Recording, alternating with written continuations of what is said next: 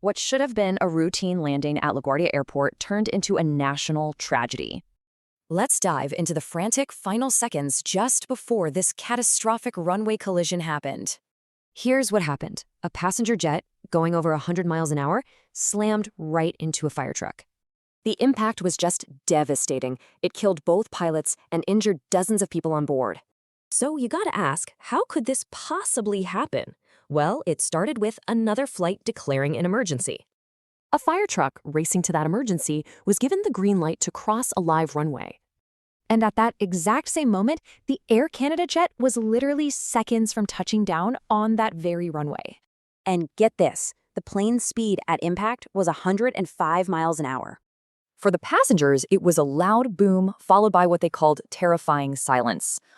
Right after the crash, all eyes turned to the control tower, looking for some answers. And that's when the air traffic controller, talking to another pilot, admitted something stunning. But was it really just one person's mistake? Or a sign of much, much bigger problems? You know, even in all that chaos, incredible stories of heroism and survival started to emerge. Passengers say the pilots were heroes, and for good reason. They're credited with saving 70 lives. And this is just unbelievable. A flight attendant was thrown from the plane and miraculously survived. So now, investigators aren't just looking at this one crash. They're trying to prevent the next one. Experts say this wasn't some freak accident. It was the result of major systemic problems. Think about this. In just the last 3 years, there have been 18 similar near misses on runways. And here's the kicker.